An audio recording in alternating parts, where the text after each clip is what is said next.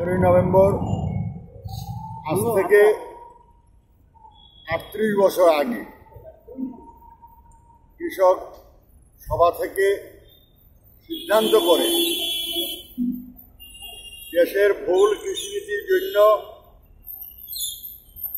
স্বাধীনতার পরে একটা গ্রামীণ শ্রমিক শ্রেণীর উদ্ভব হয়েছে। ভূমিহীন কৃষক ক্ষেত মজুরে পরিণত হয়েছে, জমি হারিয়ে। তারা বেঁচে থাকার জন্যে কাজ এবং মজুরি, এই দুইটি স্লোগানকে সামনে রেখে সারা ভারত কৃষি শ্রমিক ইউনিয়নের জন্ম হয় 1982 সালে 11ই নভেম্বর।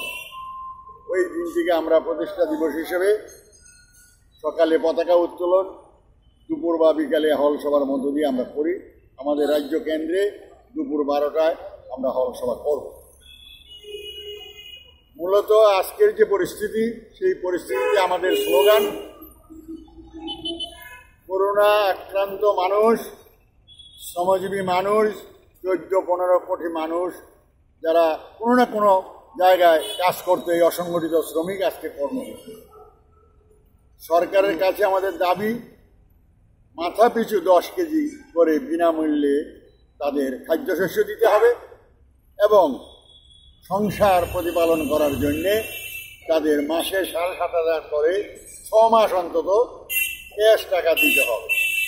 এই দাবি মূলত অর্থনীতিবিদরা বলেছেন, করোনার কারণে যে অর্থনৈতিক পরিস্থিতি যে মন্দা এসেছে, আমার দেশে জিডিপির গ্রোথ -23.9% হবে বলে যে আশঙ্কা করছেন, তা থেকে উত্তরণের জন্যে বলা হয়েছে মানুষের হাতে ক্যাশ টাকা দিতে হবে, তাহলে তার ক্রয় ক্ষমতা বাড়বে এবং তাতে এই ক্রয় ক্ষমতা বাড়লেই অর্থনৈতিক যে দুরবস্থা, প্রোডাকশন বাড়বে, তাইলে জিডিপি এই মাইনাস থেকে প্লাস না হোক, অন্তত বেশি না হোক, অন্তত আগের জায়গায় ফিরে যেতে পারবে। এই দাবি এবং এটা দিতে গেলে এই বছর বা এর থেকে সামনের দিনে ন্যূনপক্ষে 200 দিনের কাজ রেগা প্রকল্পে দিতে হবে এবং 600 টাকা মজুরি, এটা আমাদের দাবি। এই দাবিতে আমরা নানাভাবে নানা জায়গায় আমরা প্রোগ্রাম করছি। করোনার মধ্যেও দৈহিক দূরত্ব বজায় রেখে, মাস্ক পরে, স্যানিটাইজার ব্যবহার করে আমরা এই কর্মসূচি করছি। বড় ধরনের কর্মসূচি আমরা করতে পারছি না, কিন্তু ছোটো ছোটো কর্মসূচির মধ্য দিয়ে এই দাবিগুলো আমরা তুলে ধরছি। আজকে হল সভায় আমরা আমাদের সংগঠনের ইতিহাস আমরা আলোচনা করব, আগামী দিনের কর্তব্য নিয়ে আমরা আলোচনা করব। মানবপুর স্মৃতি ভবনের হলে আমরা 12টায় হল সভার আয়োজন করছি।